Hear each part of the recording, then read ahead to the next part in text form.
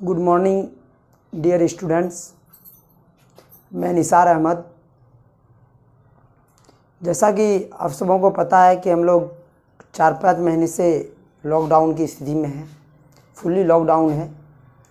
तो इस लॉकडाउन की वजह से भी और मेरे बहुत सारे स्टूडेंट जो पुराने स्टूडेंट जो हमसे पहले पढ़े हो या फिर 4-5 महीने के अंदर हो या फिर इधर फौरी तौर पे अभी के स्टूडेंट हो, बहुत सारे स्टूडेंट का मेरे पास मैसेजेस आया था और कॉल भी आया था। हज़ारों की संख्या में स्टूडेंट का मैसेज और कॉल आया।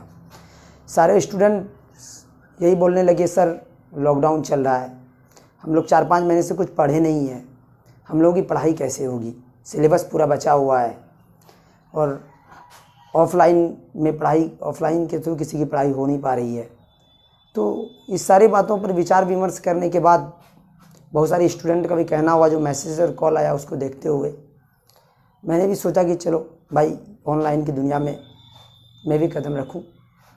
तो स्टूडेंट की समस्या को देखते हुए और लॉकडाउन की समस्या को देखते हुए मैंने भी ऑनलाइन की दुनिया में पढ़ाना स्टार्ट किया है। तो ये ऑनलाइन की दुनिया में मेरा यूट्यूब के माध्यम से पहला वीडियो होगा।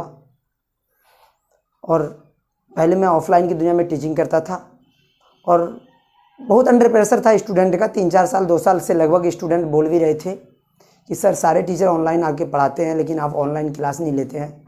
तो मेरा कुछ एक प्लेटफॉर्म हमको तैयार करना था, जो हम उस प्लेटफॉर्म पे ऑफलाइन की दुनिया पे फोकस कर रहे थे, काम कर रहे थे। पहला मेरा मोटो ये था कि पहले हम अच्छे से ऑफलाइन की दुनिया में अपना एक अलग रिकॉर्ड बना लें, एक अलग अपना पहचान बना लें। और उसके बाद फिर मैंने उस प्लेटफॉर्म पे काम करना स्टार्ट किया। तो मैंने कोचिंग के थ्रू ऑफलाइन की दुनिया में पढ़ाना स्टार्ट किया। फिर धीरे धीरे मेरा एक दूसरा प्लेटफॉर्म मेरे सामने आया, जिसको लेकर के हम थोड़ा उधर बिजी थे, इसलिए ऑनलाइन की दुनिया में हम आना नहीं चाह रहे थे। तो फिर दूसरा प्लेटफॉर्म मेरा ये था कि मैंने चलो भाई एक स्कूल भी ओपनिंग कर देते हैं, स्कूल भी स्टार्ट कर लेते हैं। तो फिर स्कूल और कोचिंग दोनों रहेगा, ऑफलाइन में अच्छे से चलेगा तो फिर ऑनलाइन में भी देखा जाएगा।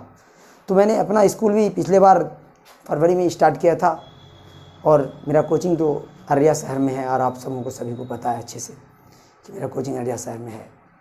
और स्कूल मैंने एजुकेशन गांव के बच्चों को भी एजुकेशन देने के लिए कि कम से कम गांव का बच्चा जो डिस्टेंस की वजह से, दूरी की वजह से हमसे न पढ़ सके या फिर फाइनेंशियल प्रॉब्लम की वजह से जो मेरे से क्लास न कर सके, तो मैंने उसके लिए गाँव में स्कूल भी डाला।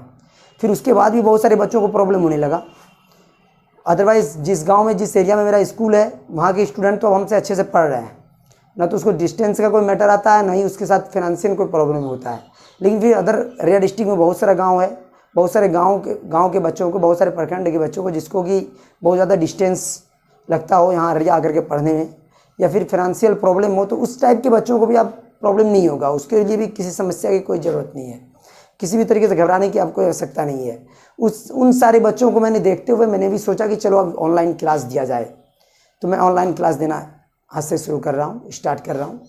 और ख़ासतौर से मैं ये बोलना चाहूँगा कि इस अररिया मार्केट में, इस अररिया शहर में मुझे ऑफलाइन में जो प्यार मिला उसमें कहीं किसी तरीके की कोई कमी नहीं थी। जितना सपोर्ट मिलना चाहिए स्टूडेंट का, जितना प्यार मिलना चाहिए, उन्होंने अपना 100% दिया। मुझे एक इज्जत, शोहरत, एक नाम जो मिला, जो ऑफलाइन में आप लोगों ने मुझे दिया, तो मैं उम्मीद करता हूँ कि वही नाम, वही इज्जत, वही शोहरत और उसी तरीके से लाइक जैसे मैंने आप लोगों ने मुझे ऑफलाइन में किया, वैसे आप लोग ऑनलाइन में मुझे करेंगे, ये मुझे आप लोगों से पूरी उम्मीद है।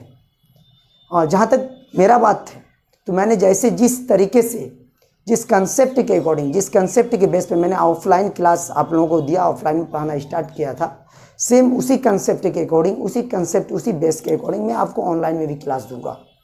कहीं कोई डिफरेंट नहीं होगा। मैंने अभी जस्ट बोला फौरी तौर पे कि ऑफलाइन की दुनिया से ऑनलाइन में आने का मेरा 2 मोटो हुआ। एक मोटो तो मेरा ये हुआ कि लॉकडाउन चल रहा है, पढ़ा अभी 4-5 महीने से हम ऑफलाइन पढ़ा नहीं पा रहे हैं। मेरे जितने भी ऑफलाइन पढ़ने वाले स्टूडेंट थे उसका भी मैसेजेस और कॉल आ रहा था, वो बार बार बोल रहे थे सर क्लास कैसे होगा, सिलेबस बचा हुआ है, पढ़ाई नहीं हो रही है, हम लोग बैठे हुए हैं, कुछ तो कीजिए, कुछ तो कीजिए। तो उसके भी सारी बातों को सुनते हुए, दूसरा उन सारे स्टूडेंट जो डिस्टेंस की वजह से, दूरी की वजह से जो हमसे नहीं पढ़ पा रहे हो, या फिर फाइनेंशियल प्रॉब्लम की वजह से जिसके पास इकोनॉमिकल प्रॉब्लम हो, तो अब उसे अगर निसार सर से पढ़ना हो तो उसे पढ़ने में किसी तरीके की कोई आवश्यकता नहीं, फ्री ऑफ कॉस्ट वो पढ़ सकते हैं यूट्यूब के माध्यम से। यूट्यूब के माध्यम से हम उसके पूरे सिलेबस को कवर करेंगे, यूट्यूब के माध्यम से हम टॉपिक बाय टॉपिक पूरे सिलेबस पे फोकस करेंगे। जैसे हम जैसे हम ऑफलाइन क्लास देते थे, वैसे हम ऑनलाइन क्लास में भी टॉपिक बाय टॉपिक पूरा फोकस करेंगे और बहुत अच्छी तरीके से हम सिलेबस को कवर करेंगे। आप चाहो तो यूट्यूब के माध्यम से आप पूरा का पूरा सिलेबस आप कंप्लीट कर सकते हो। जैसा कि आप सबों को पता है कि मेरा स्ट्रॉन्ग पॉइंट मैथमेटिक्स है, हम मैथमेटिक्स को ही लेके चलते हैं, ये मेरा स्ट्रॉन्ग पॉइंट है। तो मैथमेटिक्स की दुनिया में हम 9th क्लास से पढ़ाना स्टार्ट करते हैं। 9th 10th 11th 12th जो डिग्री वाला एग्जामिनेशन होता है उसमें भी हम मैथ पढ़ाते हैं। अदरवाइज उसके अलावा भी जनरल कंपटीशन के मार्केट में रेलवे, एसएससी, बैंकिंग, इन सारे कॉम्पिटिटिव एग्ज़ाम के मार्केट में भी हम मैथमेटिक्स पेपर लेके चलते हैं। मेरा स्ट्रॉन्ग पॉइंट मैथमेटिक्स है। तो आपको हम ऑनलाइन के थ्रू सारे क्लास का 9th class, 10th class, 11th class, 12th class या फिर जनरल कंपटीशन सारे क्लास के सिलेबस को धीरे धीरे टॉपिक वाइज कंप्लीट करेंगे। और आप चाहो तो यूट्यूब चैनल के माध्यम से पूरे का पूरा सिलेबस कवर कर सकते हो, अच्छे से रिवाइज कर सकते हो, अच्छे से चाहो तो आप पढ़ सकते हो, उसमें नो डाउट, कहीं कोई दिक्कत नहीं है अगर निसार सर से पढ़ना है तब। और दूसरी बात रही कि जो मेरे पढ़ाने का तरीका है, जो मेरे ऑफलाइन में पढ़ाने का तरीका था, जो शेड्यूल था मेरा ऑफलाइन में पढ़ाने का, कि हम किसी भी मैथ को 2 तरीके से करते थे मैन, एक बेसिक से और एक ट्रिक से। तो वो बेसिक और ट्रिक मेरा ऑनलाइन की दुनिया में भी रहेगा। उसी प्रोसेस से हम ऑनलाइन की दुनिया में भी मैथ को सॉल्व करेंगे। आपको हम जहाँ पर ट्रिक की आवश्यकता पड़ेगी हम ट्रिकली पढ़ाएंगे, जहाँ पर बेसिक की आवश्यकता पड़ेगी हम बेसिकली पढ़ाएंगे। आपको दोनों तरीके से पढ़ाएंगे, जो सेम ऑफलाइन और ऑनलाइन दोनों में कहीं कोई डिफरेंट नहीं होगा। सेम प्रोसेस से हम दोनों में पढ़ाएंगे आपको, चाहे वो 9th क्लास हो, 10th हो, 11th हो, 12th हो, रेलवे हो, एसएससी हो, बैंकिंग हो, किसी भी क्लास के मैथ की जहाँ तक बात की जाती है। ठीक, इसके अलावा भी एक्स्ट्रा बहुत सारे बच्चे जब मेरे को ये बोल रहे थे सर पढ़ाई नहीं हो पा रही है, तो मैंने बहुत सारे बच्चों को कन्विंस भी किया था, बोला भी था भाई सेल्फ स्टडी करो। सेल्फ स्टडी बहुत मैटर करता है। आज हम अगर यहाँ तक पहुँचे तो इसमें कोचिंग, जहाँ तक मेरा बात है, मैंने बहुत अच्छे कोचिंग, बहुत स्टर्न टीचर से नहीं पढ़ा। जब देखा जाए तो मैंने कोई कोचिंग वगैरह कुछ नहीं किया, लेकिन सेल्फ स्टडी बहुत मैटर करता है।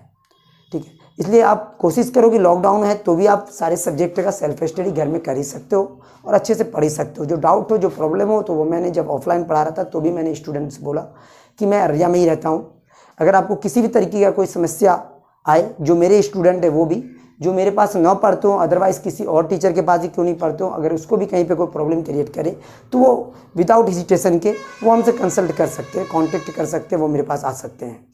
नो डाउट, हम जब टीचिंग करते हैं तो इसमें कोई मैटर नहीं करता बच्चा मेरे से पढ़ रहा हो या नहीं पढ़ रहा हो। अगर उसको लगे कि भाई ये टीचर मेरा हेल्प कर सकते हैं, ये मेरे प्रॉब्लम को सॉल्व कर सकते हैं, तो वो पूछ सकते हैं। तो ये जब मैंने ऐसा कंडीशन ऑफलाइन में दे रखा था तो ऑनलाइन में भी वैसा ही कंडीशन है।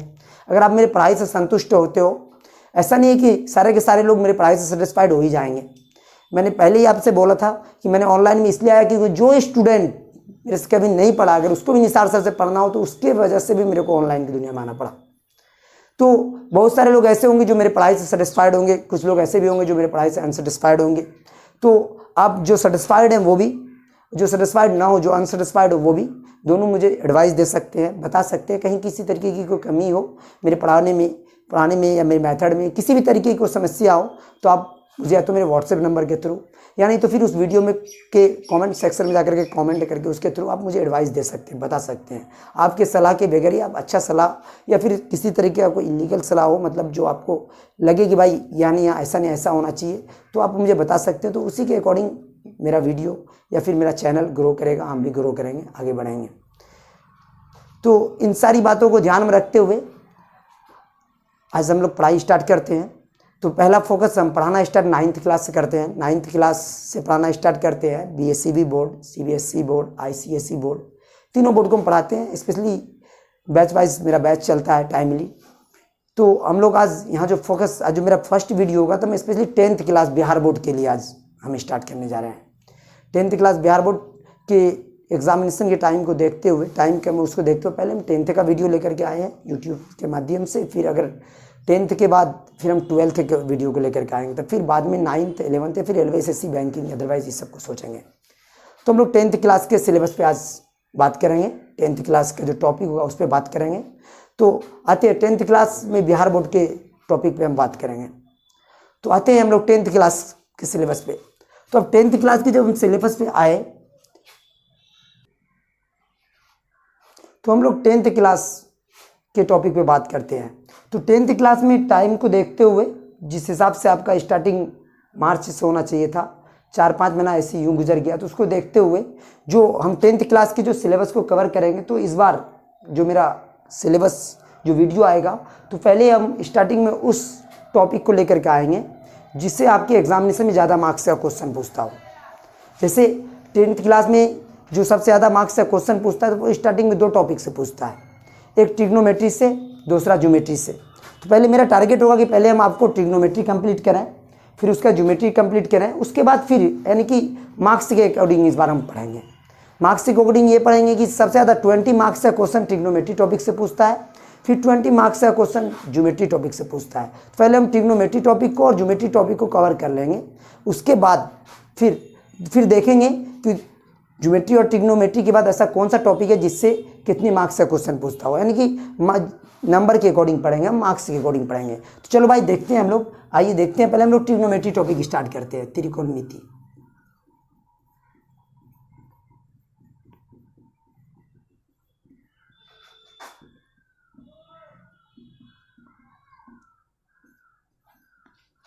बिहार बोर्ड 10th क्लास का टॉपिक है ये, सीबीएसई में भी ये टॉपिक है, लेकिन सीबीएसई के टॉपिक को हम बाद में लेकर के आएंगे। पहले बिहार बोर्ड के 10th क्लास के स्टूडेंट के टॉपिक को हम लेकर चलते हैं।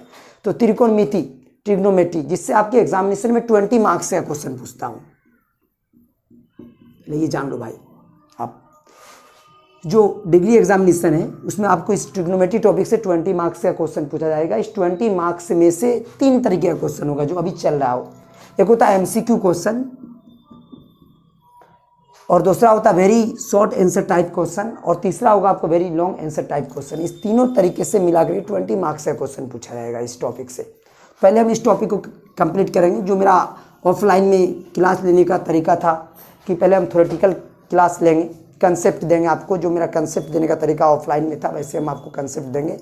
पहले फुल्ली हम त्रिकोणमिति पर, ट्रिग्नोमेट्री पर पूरा फोकस करेंगे, इसके बारे में पूरे अच्छे से जानेंगे। थ्योरेटिकल त्रिकोणमिति क्या होता है, इसके फादर कौन है, इसके जो मतलब फादर कौन है उसके बारे में जानेंगे, और इसके टोटल पार्ट के बारे में जानेंगे। यानी पूरे इसको अच्छी तरीके से थ्योरेटिकल पूरे अच्छी तरीके से एक्सप्लेन करने के बाद तब हम एक्सरसाइज में जाएंगे। तो हम लोग चलते हैं। मैंने ऑफलाइन में भी जो क्लास लिया होगा, तो आपको सबसे पहले स्टार्टिंग में ये कहा होगा कि किसी भी टॉपिक को अगर आप स्टार्ट करते हो तो फर्स्ट अथॉरिटी ये बनता है कि आप पहले उसके फादर का नाम जानो। जैसे मैंने ट्रिग्नोमेट्री टॉपिक स्टार्ट किया है, तो पहला अथॉरिटी ये बनता है कि भाई इस ट्रिग्नोमेट्री टॉपिक का फादर कौन है, इसके पिता कौन है। तो हम लोग पहले इसके फादर के बारे में जानते हैं।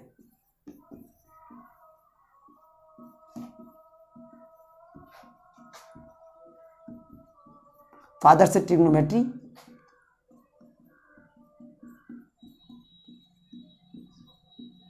हाइपरकस, फादर ऑफ ट्रिग्नोमेट्री हिपरकस, त्रिकोणमिति के पिता।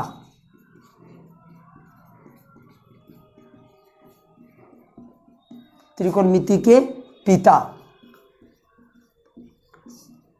हिपार्कस, ये त्रिकोणमिति के पिता है, फादर्स ऑफ ट्रिग्नोमेट्री हिपार्कस। तो हम लोग इसके फादर के बारे में जान गए।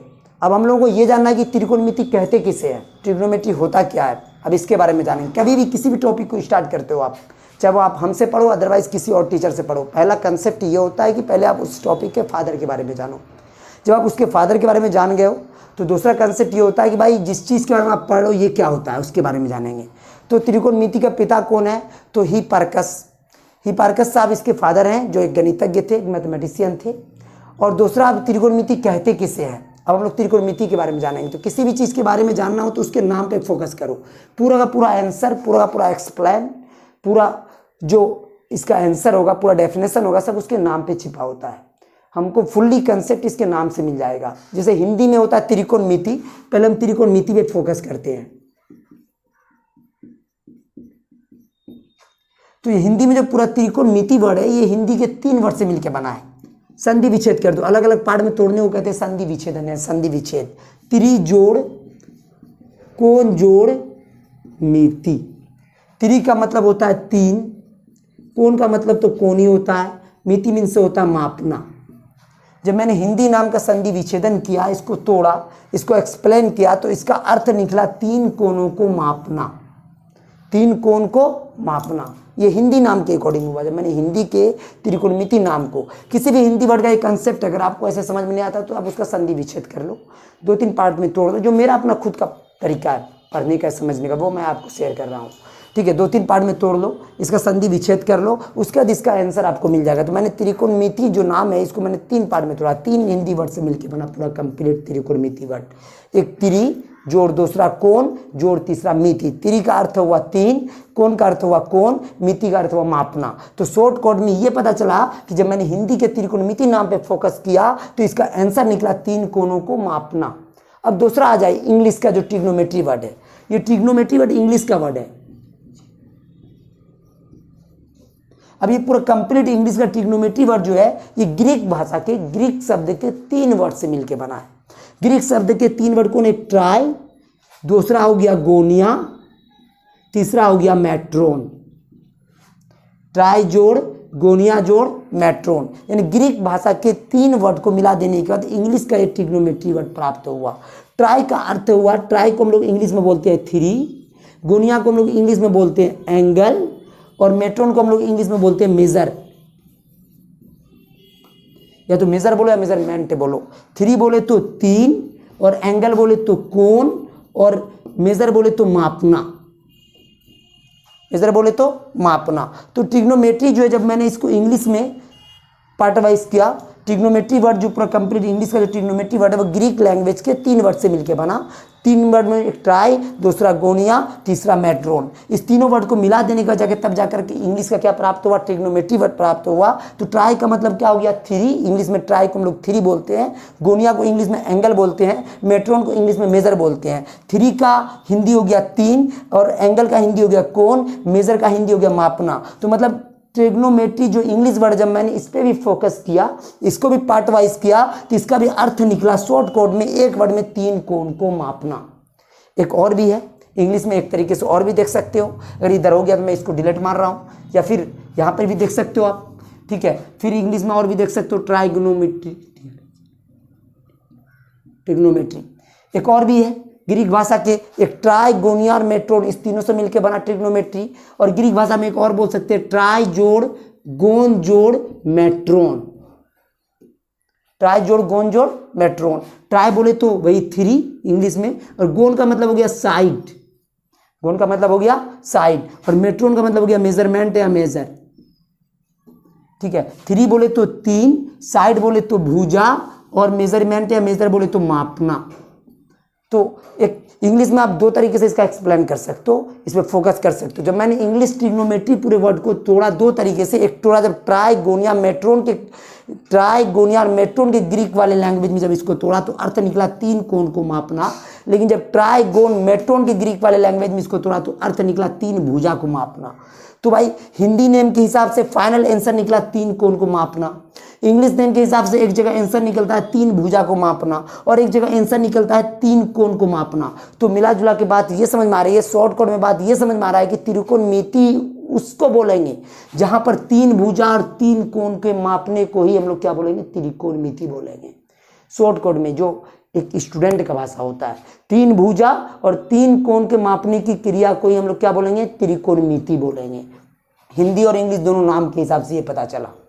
अब हिंदी और इंग्लिश जब दोनों नेम के हिसाब से ये पता चला कि 3 भुजा और 3 कोण के मापने को ही हम त्रिकोणमिति बोलेंगे, तो अब रही बात कि 3 भुजा और 3 कोण हम कहाँ मापेंगे, किस जगह मापेंगे, कहाँ आवश्यकता पड़ता हो। तो 3 भुजा और 3 कोण पहले हम ये पता करेंगे, 3 भुजा और 3 कोण को मापने को त्रिकोणमिति बोलते हैं। अब 3 भुजा और 3 कोण किस ज्यामितीय आकृति में होता है? तो 3 भुजा और 3 कोण देख लो भाई,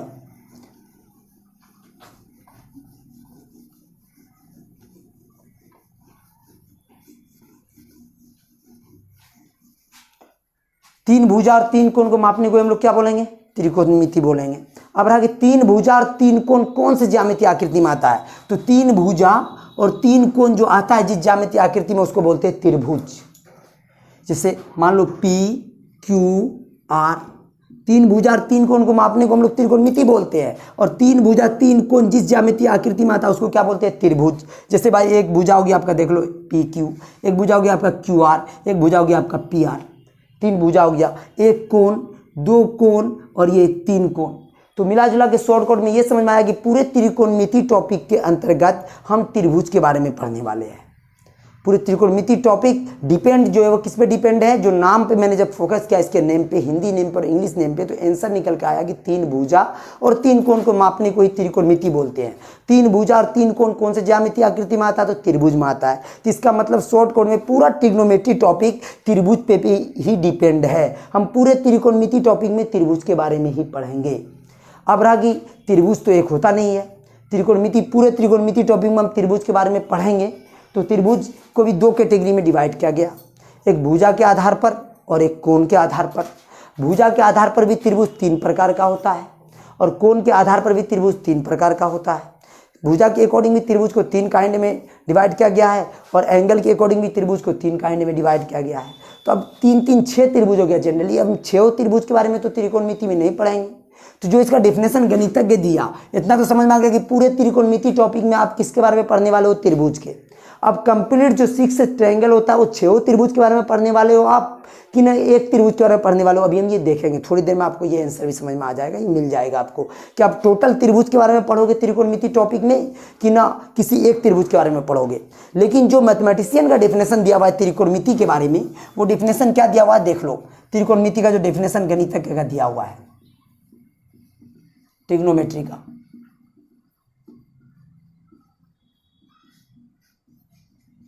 ट्रिग्नोमेट्री का जो डेफिनेशन गणितज्ञ दिया है वो ये दिया हुआ है, त्रिकोणमिति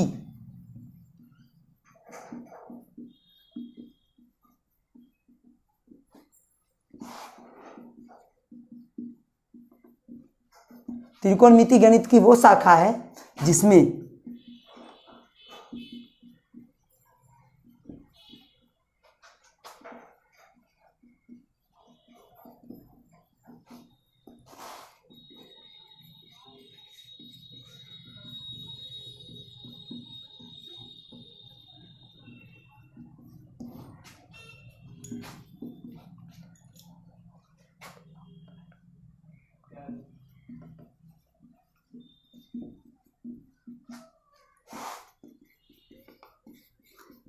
जब मैंने नेम से एक्सप्लेन किया था तो आपने इतना समझ गए थे। बस किसी का कोई ज़रूरत नहीं है इसको रट्टाफिकेशन करने का, रटने का। जो इसके बारे में जानना था वो मैंने आपको नाम से ही बता दिया। बस फॉर्मेलिटी के लिए डेफिनेशन लिखे हम सिर्फ नाम का, जो मैथमेटिशियन ने कहा है, ठीक है। बस आपने जान चुके हो त्रिकोणमिति के बारे में कि हम लोग त्रिकोणमिति टॉपिक में त्रिभुज के भुजा और त्रिभुज के कोण के बारे में ही पढ़ते हैं। शॉर्टकट में पूरे त्रिकोणमिति टॉपिक डिपेंड है त्रिभुज पर, और त्रिभुज में भी कौन से पार्ट पर, तो त्रिभुज के तीनों भुजा और त्रिभुज के तीनों कोण पर। लेकिन जो डेफिनेशन गणितज्ञ दिया त्रिकोणमिति का, वो डेफिनेशन ये है कि त्रिकोणमिति गणित की वो शाखा है, पूरा मैथ नहीं है, मैथ का एक पार्ट है, जिसमें त्रिभुज की भुजाओं तथा कोणों के पारस्परिक संबंधों का अध्ययन किया जाता है। मतलब इस पूरे त्रिकोणमिति टॉपिक में त्रिभुज के बारे में तो पढ़ेंगे ही, लेकिन गणितज्ञ का जो डेफिनेशन है वो डेफिनेशन ये है कि त्रिकोणमिति जो है पूरा मैथ नहीं है, मैथ का वो पार्ट है। जैसे मान लो एक त्रिभुज ले लिए हम ABC, तो गणितज्ञ ये कहा कि त्रिकोणमिति जो पूरा मैथ नहीं है, मैथ का वो पार्ट है जिसमें त्रिभुज के भुजा और त्रिभुज के कोण के पारस्परिक संबंध है। मतलब आज तक आप 1 क्लास से लेके 9th क्लास तक जो आपने पढ़ा है, भुजा के बारे में अलग पढ़ा होगा, कोण के बारे में अलग पढ़ा होगा, लेकिन ये फर्स्ट टाइम ऐसा हो रहा है जो कि हम ये पढ़ेंगे कि इस भुजा का, ये तीनों भुजा का इस तीनों कोण से और इस तीनों कोण का इस तीनों भुजा से किस टाइप का रिलेशन है, कैसा रिश्ता है, कैसा संबंध है, पारस्परिक संबंध है। मतलब त्रिभुज का तीनों भुजा कोण से कैसे जुड़ा है और तीनों कोण तीनों भुजा से कैसे जुड़ा है। पारस्परिक संबंध मतलब दोनों एक दूसरे से कैसे जुड़ा है। आपने त्रिकोणमिति टॉपिक मैंने इसलिए भी स्टार्ट किया, मैं ये बताते हुए चलूँ आपको, क्योंकि 1 क्लास से लेकर 9th क्लास तक त्रिकोणमिति टॉपिक कहीं नहीं है। डायरेक्ट ये 10th क्लास से स्टार्ट होता है, और जो बच्चा 1 to 9th पढ़ा होगा तो उसका बेसिकली जो मैथ जो कंसेप्ट होता है, उसका जो बेसिक मैथ होता है वो तो उसका सही होगा, बाकी त्रिकोणमिति टॉपिक उसके लिए भी नया होगा। और जो बच्चा 10th क्लास से ही मेहनत फोकस करना स्टार्ट किया होगा उसके लिए भी नया होगा। मेरे मार्केट में कुछ स्टूडेंट ऐसे भी हैं जो डायरेक्ट 10th में आके सीरियस होते हैं पढ़ाई को लेकर के, 9th क्लास तक इधर उधर रहे, कंसस हुआ करके 10th क्लास में। अब बहुत सारे ऐसे बच्चे जो स्टार्टिंग से ही कंसस होते हैं। तो ये त्रिकोणमिति टॉपिक जो सारे स्टूडेंट के लिए न्यू है, क्योंकि 10 क्लास से स्टार्ट ही होता है। 10 क्लास जो टॉपिक जहाँ पर स्टार्ट होता है उसको उस क्लास में हम लोग बेसिक मैथ बोलते हैं। बाकी फिर ये 11th 12th में जाकर के क्या होता है, तो ऐसे नॉर्मल मैथ बन जाता है, कहीं पर भी आ जाएगा, किसी जगह भी आ जाएगा। कोई भी किसी फिजिक्स में भी नॉमरिकल में आ जाता हो, केमिस्ट्री के भी नॉमरिकल में आ जाता हो, मैथ में भी इंटीग्रेशन में आ जाता है, डिफरेंशिएशन में आ जाता हो, अदरवाइज हर जगह आ जाता है, किसी कोई लिमिट नहीं होता। जैसे भिन्न का जोड़ घटा गुना भाग है, ये जब 5th क्लास में स्टार्ट होता था उसके लिए बेसिक मैथ था, लेकिन उसके बाद 5 क्लास के बाद से 4 क्लास के बाद से लेकर के भिन्न का जोड़ घटा गुना भाग किसी 10th क्लास में भी आ जाता है, 9th में भी आ जाता है, 11th में आ जाता है, 12th में आ जाता है, कहीं पर आ जाता है। तो वैसा मैथ जो जहाँ पर स्टार्ट होता हो उसको वहाँ पर उसका टॉपिक बोलते हैं, मेथड प्रोसेस बोलते हैं, लेकिन उसके बाद वो क्या बन जाता है, बेसिक मैथ बन जाता है। तो वैसे ही त्रिकोणमिति टॉपिक जो है 10 क्लास से स्टार्ट हुआ, इसलिए मैंने इसको स्टार्ट किया। स्टार्ट करने का मेरे पास 2 कंडीशन था। एक तो सबसे ज़्यादा मार्क्स से आपके एग्जामिनेशन में क्वेश्चन पूछा जाएगा, 20 मार्क्स का क्वेश्चन पूछा जाता है वो 10 क्लास में। दूसरा है कि नया चीज़ है, यहाँ से स्टार्ट करते हैं, ठीक है। अच्छा से मैं जितना कोशिश होगा मैं आपको अच्छा कंसेप्ट दूंगा और आपको समझ में आएगा। घबराने की कोई ज़रूरत नहीं है आपको कि भाई न्यू टॉपिक है, समझ में आएगा कि नहीं आएगा। अब तक मैंने जो समझाया इसके नाम को, अगर वो आपको समझ में अच्छे से आ रहा हो तो अदरवाइज आगे टेंशन लेने की कोई ज़रूरत नहीं है। जब तक हमें, ठीक है, तब तक आपको समझ में आता रहेगा। बहुत सारे बच्चे बोलते हैं कि निसार सर ऑफलाइन क्लास की बात बता रहे हैं कि बहुत एनर्जेटिक टीचर है, बहुत एनर्जेटिक होकर पढ़ाते हैं। ठीक है भाई, हम एनर्जेटिक टीचर हैं, हम एनर्जेटिक होकर पढ़ाते हैं, आपको पूरा कोशिश करेंगे समझाने का, लेकिन आपको भी एनर्जेटिक होकर पढ़ना पड़ेगा। जब आप भी एनर्जेटिक होकर पढ़ोगे और हम भी एनर्जेटिक होकर पढ़ाएंगे तो कहीं कोई दिक्कत नहीं, दोनों का कॉम्बिनेशन बेटर रहेगा और फिर चलता रहेगा। कॉम्बिनेशन दोनों तरफ से बेटर होना चाहिए, तो वही चीज़ है। तो हम लोग आते हैं फिर टॉपिक पे। तो अब ये त्रिकोणमिति टॉपिक में क्या समझ में आया कि भाई पूरे त्रिकोणमिति टॉपिक में शॉर्टकट में आप किसके बारे में पढ़ने वाले हो, त्रिभुज के। और त्रिभुज में क्या पढ़ने वाले हो, तो त्रिभुज के तीनों भुजा का उसके तीनों कोण से, और त्रिभुज के तीनों कोण का उसके तीनों भुजा से किस टाइप का रिलेशन है, कैसा रिश्ता है, दोनों एक दूसरे से कैसे जुड़ा हुआ है। भाई बहन वाला रिश्ता है कि न बहन बहन का रिश्ता है, कि न भाई भाई का रिश्ता है, कि न अभी जो प्रेजेंट टाइम में मेरे मार्केट में चला हुआ बॉयफ्रेंड और गर्लफ्रेंड का रिश्ता है। तो हम लोग उसी के बारे में आप इस पर एक्सप्लेन करेंगे, पूरा एक्सप्लेनेशन इसी पे होगा, फुल्ली एक्सप्लेन यही करेंगे हम। आगे भी आप देखना भी कि ये कोण का भुजा से और भुजा का कोण से कैसा रिश्ता है। तो वही चीज़ यहाँ पर गणित तक आएगी। त्रिकोणमिति गणित नहीं है, गणित का एक पार्ट है, जिसके त्रिकोणमिति गणित की वो शाखा है जिसमें त्रिभुज की भुजाओं तथा कोणों के पारस्परिक संबंधों का अध्ययन कहता हूँ। मतलब त्रिकोणमिति पूरा मैथ नहीं, मैथ का वो पार्ट है जिसमें त्रिभुज का भुजा कोण से, कोण भुजा से कैसे कनेक्टेड है, कैसे जुड़ा हुआ है, भुजा का कोण से कैसा रिश्ता है, कोण का भुजा से कैसा रिश्ता है, उसी के बारे में हम लोग पढ़ेंगे। तो आपने त्रिकोणमिति का डेफिनेशन भी जो गणितज्ञ दिया, मैथमेटिशियन दिया, वो भी आप समझ गए होंगे। नाम से भी मैंने समझाया आपको अच्छे से एक्सप्लेन करके, वो भी आप समझ गए होंगे। तो आपको पूरा मिला जुला करके बात ये समझ में आई, शॉर्टकट में बात ये समझ में आई कि आप पूरे त्रिकोणमिति टॉपिक में जो पढ़ने वाले हो, किसके बारे में पढ़ने वाले हो, त्रिभुज के। त्रिभुज के कौन से पार्ट के बारे में पढ़ने वाले हो, तो त्रिभुज के भुजा का कोण से और कोण का भुजा से किस टाइप का रिलेशन है, अब वही पढ़ने वाले हो। अब रहा कि भाई त्रिभुज, अभी मैंने कहा था, अभी आगे आप देख लेना। अब रहा भाई त्रिभुज, तो त्रिभुज तो कोई एक होता नहीं है। भुजा के बेस पर, ठीक है, साइड के अकॉर्डिंग त्रिभुज को 3 कैटेगरी में डिवाइड किया गया है। एक समबाहु त्रिभुज, एक विषमबाहु त्रिभुज, एक समद्विबाहु त्रिभुज। जब त्रिभुज के नाम के लास्ट में बाहु लगा रहे तो आप समझ जाना ये भुजा के अकॉर्डिंग है। बाहु मीन्स होता है भुजा। और फिर कोण के आधार पर भी, कोण के अकॉर्डिंग भी त्रिभुज को 3 पार्ट में डिवाइड किया गया है। समकोण त्रिभुज, न्यून कोण त्रिभुज, अधिक कोण त्रिभुज। तो पूरा का पूरा त्रिकोणमिति टॉपिक अगर डिपेंड है तो वो सिर्फ और सिर्फ समकोण त्रिभुज पर। भुजा के आधार का जो भुजा के आधार पर जो त्रिभुज 3 प्रकार का होता है, तो भुजा के आधार के त्रिभुज पे त्रिकोणमिति टॉपिक डिपेंड नहीं है, उसको आप साइड कर दो। बच गया आप कोण के आधार। कोण के आधार पर जो त्रिभुज 3 प्रकार का होता है, तो उस 3 प्रकार में से कोण के अकॉर्डिंग का, एंगल के अकॉर्डिंग का जो त्रिभुज 3 होता है, उस 3 में से एक त्रिभुज होता है समकोण त्रिभुज। जब नाम के लास्ट में कोण लगा रहे तो समझ जाओ आपकी कोण के आधार का त्रिभुज है। तो पूरा ट्रिग्नोमेट्री टॉपिक जो है मेरा, वो डिपेंड है समकोण त्रिभुज पर। तो आइए हम जानते हैं आपकी समकोण त्रिभुज क्या होता है, समकोण त्रिभुज किसे कहते हैं। हम लोग समकोण त्रिभुज के बारे में जानेंगे। समकोण त्रिभुज, राइट एंगल ट्रायंगल, समकोण त्रिभुज के बारे में जानेंगे। पूरा त्रिकोणमिति टॉपिक, पूरा ट्रिग्नोमेट्री टॉपिक जो डिपेंड है वो किस पे डिपेंड है, समकोण त्रिभुज पर। हम लोग अब समकोण त्रिभुज के बारे में जानेंगे।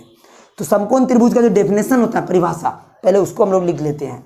जिस त्रिभुज का कोई एक कोण, त्रिभुज में जब त्रिभुज के नाम के लास्ट, त्रिभुज के नाम की स्टार्टिंग में त्रि लगा होता है, त्रि का अर्थ होता है भी, जस्ट मैंने समझाया भी था आपको, 3। तो त्रिभुज में हर वो चीज़ 3 होगा। भुजा 3, कोण 3, शीर्ष 3, माध्यिका 3, अदरवाइज लगभग चीज क्या होता है 3 होता है। तो हम लोग क्या पढ़ रहे हैं अब समकोण त्रिभुज, समकोण त्रिभुज, समकोण बगल में लगा हुआ है त्रिभुज, तो इसमें हर वो चीज 3 होने वाला है। तो समकोण त्रिभुज का डेफिनेशन क्या कहता है, समकोण त्रिभुज किसे बोलते हैं वो चीज हम लोग जानेंगे। जिस त्रिभुज का कोई एक कोण,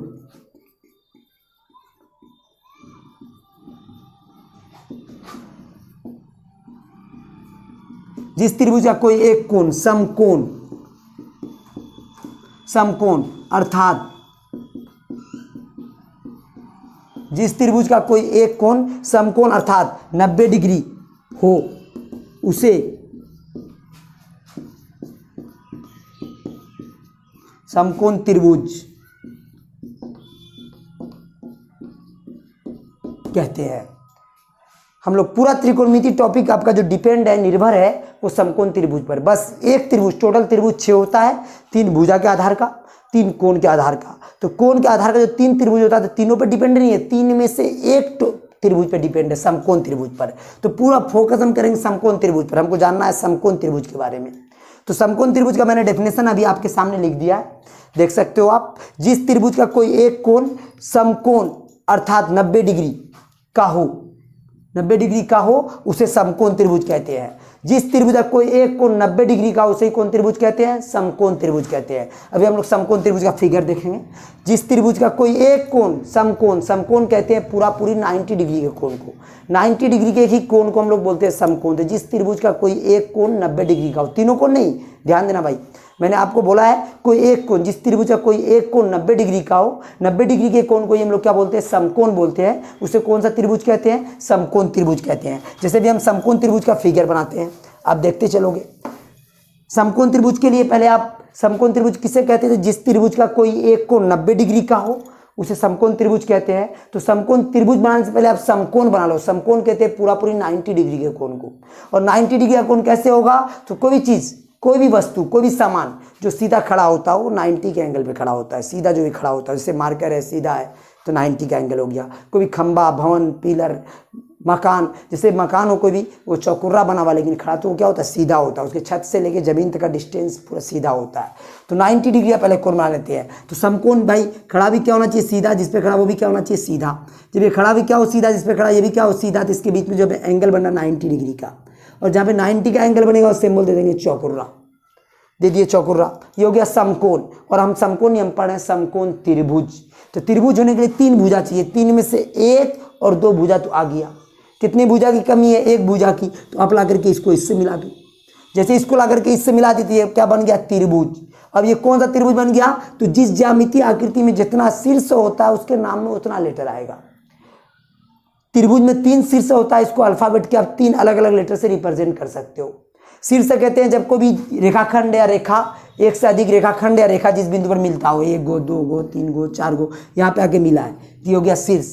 जहाँ पर मिलेगा वो क्या हो गया, शीर्ष। त्रिभुज में 3 शीर्ष होता है, नाम में 3 लेटर आएगा। मैंने इस वाले शीर्ष को रिप्रेजेंट कर दिया A से, इसको B से और इसको C से। तो ये त्रिभुज बन गया। अब ये त्रिभुज में कौन सा त्रिभुज है, तो भाई ये वाला एंगल 90 है।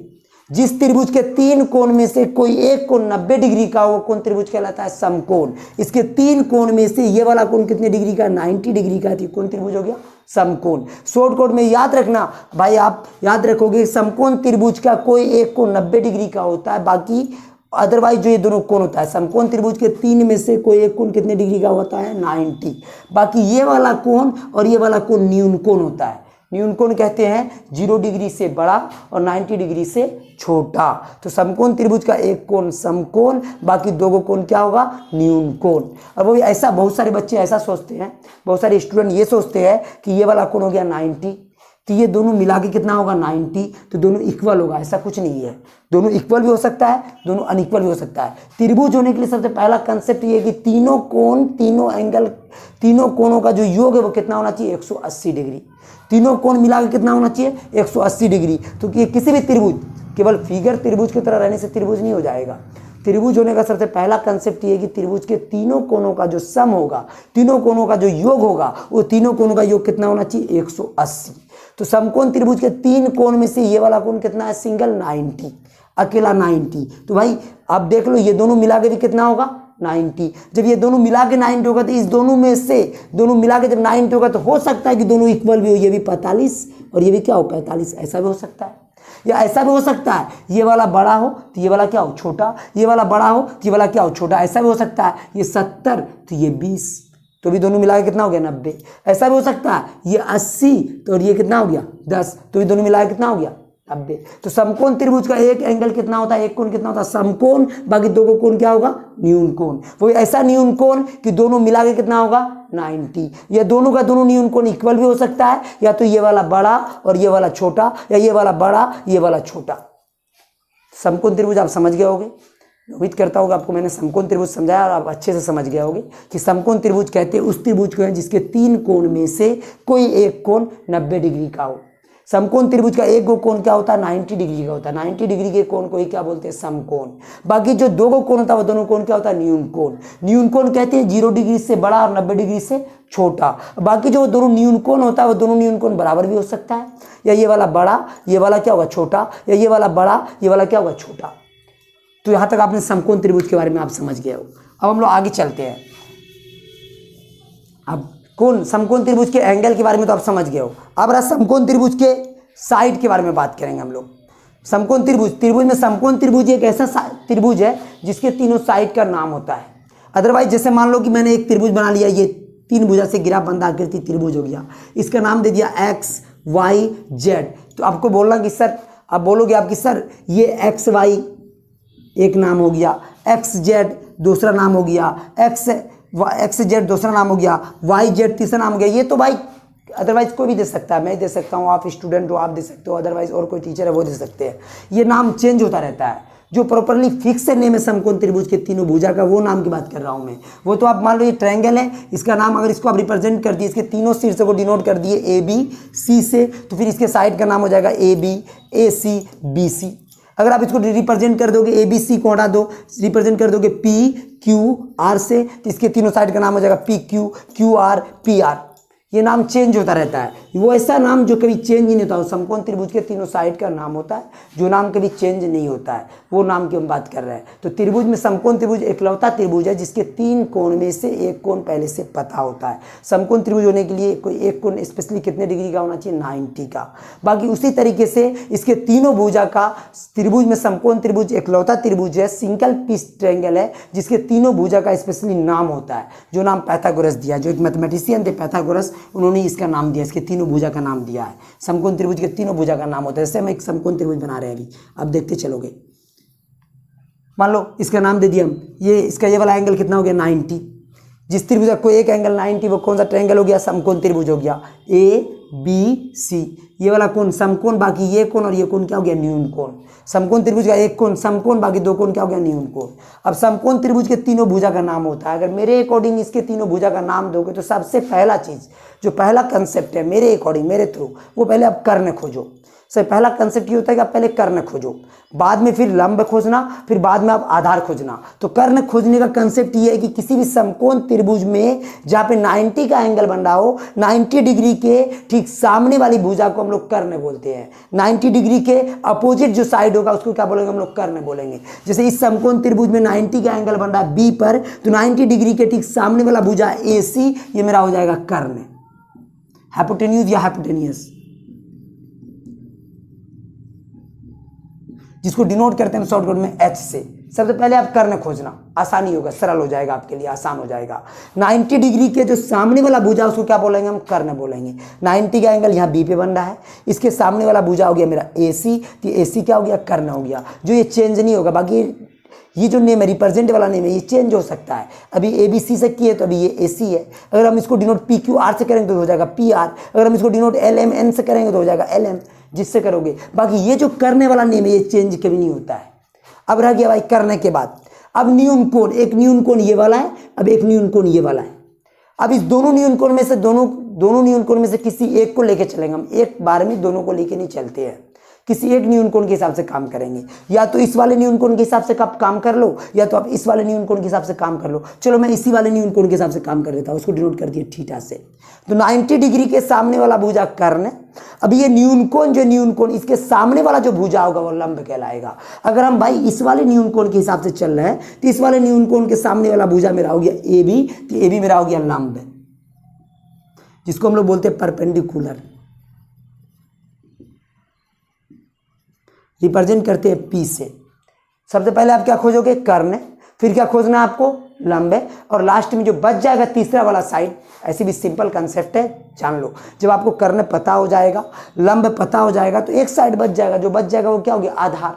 या नहीं तो ऐसे भी जान लो, 90 डिग्री के सामने वाला साइड भुजा कर्ण है, न्यून कोण के सामने वाला भुजा लंब है। अब इस न्यून कोण से सटा हुआ भुजा, संलग्न भुजा, न्यून कोण से सटा हुआ में हमेशा दो भुजा आएगा, एक तो आएगा कर्ण और दूसरा आएगा आधार। तो ये वाला तो मेरा पहले ही कर्ण हो चुका है, तो बच कौन सा गया? ये वाला बच गया, तो ये मेरा हो गया आधार, जिसको हम बोलते हैं बेस, रिप्रेजेंट करते हैं बी से। तो समकोण त्रिभुज के तीनों भुजा का स्पेशली नाम होता है। त्रिभुज की दुनिया में सिंगल त्रिभुज है ये, एक लौता त्रिभुज है ये, जिसके तीनों भुजा का नाम होता है। एक साइड का नाम होता है कर्ण, एक का नाम होता है लंब, और एक का नाम क्या होता है? आधार। जो ये नाम दिया हुआ पाइथागोरस साहब को, जो गणितज्ञ थे, एक मैथमेटिशियन थे। अगर हम इसी फिगर को डिस्क्राइब करते हैं, ठीक है, इधर से चलते हैं। अब देख लो, इधर से हम फिगर लेते हैं, कर्ण को रिप्रेजेंट करते हैं एस से, और लंब को पी से, और आधार को बी से। अगर हम ऐसा फिगर ले लेते हैं, किसी भी टाइप का फिगर है, नो डाउट, उससे कोई दिक्कत नहीं है। जिस ज्योमेट्रिकल फिगर में जितना शीर्ष होगा उसके नाम में उतना लेटर आएगा। एक शीर्ष, दो शीर्ष, तीन शीर्ष, नाम में 3 लेटर आएगा। मान लो भाई मैंने इस वाले शीर्ष को रिप्रेजेंट कर दिया पी से, इसको क्यू से, इसको आर से, और ये वाला एंगल है मेरा 90, समकोण। समकोण त्रिभुज जैसे बना, जैसे कोई एक को 90 डिग्री का हो, कौन सा ट्रायंगल हो गया? त्रिभुज हो गया समकोण। अब समकोण त्रिभुज का ये वाला कोण समकोण, बाकी ये वाला कोण और ये वाला कोण, दोनों कोण क्या हो गया? न्यून कोण। वो भी ऐसा न्यून कोण कि दोनों मिला के कितना होगा? 90। दोनों इक्वल भी हो सकता है, या तो ये वाला बड़ा, ये वाला छोटा, या ये वाला बड़ा, ये वाला छोटा। अब समकोण त्रिभुज के तीनों साइड का नाम होता है, जो नाम कभी चेंज नहीं होता, हमको वो नाम देना है। तो मैंने अभी जस्ट क्या कहा कि आप सबसे पहले कर्ण खोजो। पहला कंसेप्ट ये है कि अगर समकोण त्रिभुज है, मेरे अकॉर्डिंग काम करोगे तो कर्ण खोजो। 90 डिग्री के जो सामने वाला साइड होगा, जो अपोजिट साइड होगा, वो क्या हो गया? कर्ण। 90 डिग्री के सामने वाला साइड क्या हो गया? कर्ण। 90 यहां पर इसके सामने वाला साइड ये हो गया मेरा कर्ण, एच। अब ये दोनों न्यून कोण में सब जिस वाले न्यून कोण के हिसाब से चलोगे, मान लो भाई हम इस वाले न्यून कोण के हिसाब से चलते हैं। जब हम इस वाले न्यून कोण के हिसाब से चलते हैं तो 90 डिग्री के सामने वाला भुजा कर्ण। अब ये न्यून कोण के सामने वाला जो भुजा हो गया, ये वाला हो गया मेरा लंब है। 90 के सामने कर्ण, न्यून कोण के जो सामने वाला भुजा, ये वाला हो गया मेरा लंब है। अब रह गया मेरा एक साइड बचा हुआ। तो ये जो न्यून कोण है, जिस वाले न्यून कोण के हिसाब से चलेंगे, हम न्यून कोण को रिप्रेजेंट कर दिए थीटा से। जिस वाले न्यून कोण के हिसाब से हम चलेंगे, इस न्यून कोण से जो सटा हुआ भुजा, ये वाला मेरा सटा हुआ, न्यून कोण से सटा हुआ हमेशा दो भुजा आएगा, एक कर्ण, ये वाला आया, तो ये तो पहले ही कर्ण हो चुका है। तो दूसरा सटा हुआ भुजा मेरा ये आया, तो ये वाला मेरा क्या हो गया? आधार। तो ये कंसेप्ट है। तो त्रिभुज में समकोण त्रिभुज के तीनों भुजा का नाम होता है, वो आपने अभी अच्छे से देख लिया है। पहले आप क्या पता करोगे? कर्ण, फिर करने के बाद क्या पता करोगे? लंब, फिर क्या पता करोगे? आधार। तो हम एक चीज स्टार्टिंग में कहते हैं कि हमको यहाँ पर यह पढ़ना है कि एंगल का साइड से और साइड का एंगल से किस टाइप का रिलेशन है। तो देख लो, जो बात मैंने बोला था वो भी मैं प्रूव कर देता हूँ, 2 मिनट टाइम लगेगा। देख लो भाई, मैं आपको प्रूव कर देता हूँ। 90 डिग्री का एंगल, उसका अपोजिट साइड कर्ण, 90 के एंगल का रिलेशन कर्ण के साइड से है, और कर्ण के साइड का रिलेशन 90 के एंगल से है। दोनों एक दूसरे से कनेक्टेड है कि नहीं है, जुड़ा हुआ है कि नहीं है। तो इस टॉपिक, त्रिकोणमितीय टॉपिक में हम एंगल का साइड से और साइड का एंगल से रिलेशन पढ़ते हैं। एंगल 90, साइड कौन सा होगा? कर्ण। साइड कर्ण, एंगल कौन सा होगा? 90। वैसे ही ये वाला साइड और ये वाला साइड, तो ये भी कौन सा एंगल हुआ? न्यून कोण। ये भी कौन सा एंगल हुआ? न्यून कोण। जब एंगल न्यून कोण, तो साइड लंब है या तो आधार। अगर साइड लंब और आधार, तो एंगल कौन सा होगा? न्यून कोण। तो आज मैंने आपको जो पढ़ाया है, आपसे रिक्वेस्ट है कि मैंने जो आज आपको जो समझाया, फर्स्ट टाइम जो मेरा यूट्यूब वीडियो आज मैंने जो आपको पढ़ाया, यूट्यूब वीडियो के थ्रू जो समझाया, ठीक है, तो जो भी मैंने समझाया है, मैंने स्टार्टिंग में जो भी बात आपको बताया है, आपसे रिक्वेस्ट है कि वो आपको पसंद आया ही होगा। अगर आपको मेरी सारी बातें समझ में आई, जो मेरा पढ़ाने का कंसेप्ट है, जो मेथड, अगर वो पसंद आया, और जो बात मैंने आपको स्टार्टिंग में कहा है, अगर वो भी आपको समझ में आया है, तो आप मेरे यूट्यूब चैनल को सब्सक्राइब कर दें, लाइक कर दें और शेयर भी कर दें। और आपको जो भी डाउट वगैरह हो, किसी भी तरीके की कोई दिक्कत हो, तो आप कमेंट सेक्शन के थ्रू या मेरा व्हाट्सएप नंबर आपको मिल जाएगा, उसके थ्रू आप अपना डाउट मेरे से पूछते रहें, शेयर करते रहें और आपको उसका एक्सप्लेन मिलता रहेगा। तो आज मैं अपना क्लास यहीं तक रुकता हूँ, फिर आपको नेक्स्ट वीडियो। हाँ, एक बात और ये है कि आप इस वीडियो के थ्रू भी आप रिवीजन करते रहो, पर्दे वीडियो को देखते रहो, आपको आपका जो तैयारी है, प्रिपरेशन है, वो अच्छे से होता रहेगा। मैं सारा वीडियो स्टेप वाइज अपलोड करता रहूँगा। ठीक, आज मैं अपना क्लास यहीं पर रोकता हूँ। Take care, okay, bye bye.